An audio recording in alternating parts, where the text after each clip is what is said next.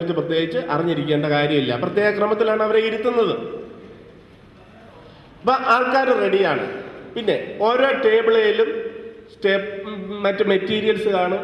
Stapler കാണും, pencil കാണും, carbon paper കാണും, 2 വൈറ്റ് പേപ്പർ കാണും.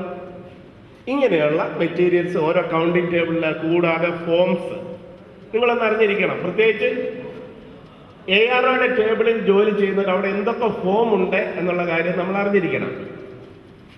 റിസൾട്ടുകൾ ഉൾക്കൊള്ളുന്ന ഫോമാണ് 17C. 17C കൗണ്ടിങ്ങിന് നമ്മൾ ഉപയോഗിക്കുന്ന ഫോം അത് തന്നെയാണ്. പോളിങ്ങിന് ഉപയോഗിച്ച ഫോം പാർട്ട് 1 ആണ് 17Cയുടെ. കൗണ്ടിങ്ങിന് ഉപയോഗിക്കുന്നത് പാർട്ട് 2. Part 1ഉം part 2. ഈ 17C ഫോം എവിടെയാണ് ഇരിക്കുന്നത്? എവിടെയാണുള്ളത്? പോളിങ്ങിന് ഉപയോഗിച്ചത് ഇലക്ട്രോണിക് വോട്ടിംഗ് മെഷീൻ്റെ കൂടെ അത് നമ്മൾ സൂക്ഷിച്ചു വെച്ചിട്ടുണ്ട് സ്ട്രോങ് റൂമിൽ. അപ്പോൾ ആ 17Cയുടെ പാർട്ട് 1ന് പകരം പാർട്ട് 1 എന്ന് പറയുന്നത് പോളിംഗ് ഡീറ്റെയിൽസ് ആണ്. കൗണ്ടിങ് ഡീറ്റെയിൽസ് സ്ഥാനാർത്ഥികൾക്കും അവർക്ക് കിട്ടിയ വോട്ടുകളും എല്ലാം എഴുതേണ്ട പാർട്ട് 2വിലാണ്. ആ പാർട്ട് 2 ഫില്ല് ചെയ്യുന്നതിന് പകരം അത് പ്രീ പ്രിന്റഡ് ആയിട്ട് ഓരോ സ്ഥാനാർത്ഥികളുടെയും പേരെഴുതി പ്രീ പ്രിന്റഡ് ആയിട്ട് വോട്ട് മാത്രം രേഖപ്പെടുത്തുന്നതിന് വേണ്ടി ഫോംസ് റിസൾട്ട് ഷീറ്റായിട്ട് മേശപ്പുറത്തുണ്ടാവും. അത് 2 കളറിലുണ്ടാവും.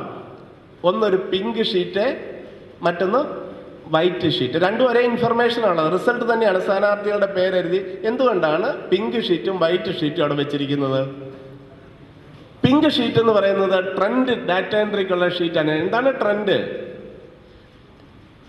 3 കമ്പ്യൂട്ടർ സംവിധാനം അവിടെ കൗണ്ടിംഗ് ഹാളിൽ ഉണ്ടായിരിക്കും.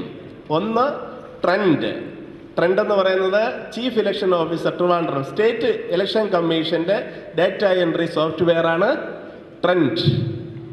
Polling station wise data entry ചെയ്യുന്നതിനുള്ള സംവിധാനമാണത്. അതുപോലെ തന്നെ രണ്ടാമത്തെ കമ്പ്യൂട്ടർ സംവിധാനം എന്ന് പറയുന്നത് ജെനസിസ്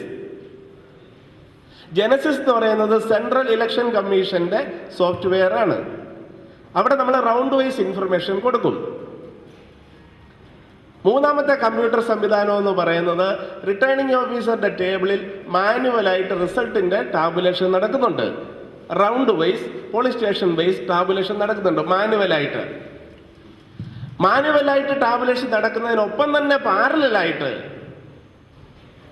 എക്സൽ ഡാറ്റ എൻട്രി നടത്തുന്നതിന് വേണ്ടി ഈ റിസൾട്ടിന്റെ തന്നെ എക്സൽ സ്റ്റേറ്റ്മെന്റ് എക്സൽ സോഫ്റ്റ്വെയറിൽ ഡാറ്റ എൻട്രി നടത്തുന്നതിന് വേണ്ടിയുള്ള സംവിധാനമാണ് മൂന്നാമത്തത് എക്സൽ ഡാറ്റ എൻട്രി സംവിധാനം. ഇപ്പം 3 തരം കമ്പ്യൂട്ടർ സംവിധാനങ്ങളുണ്ട്.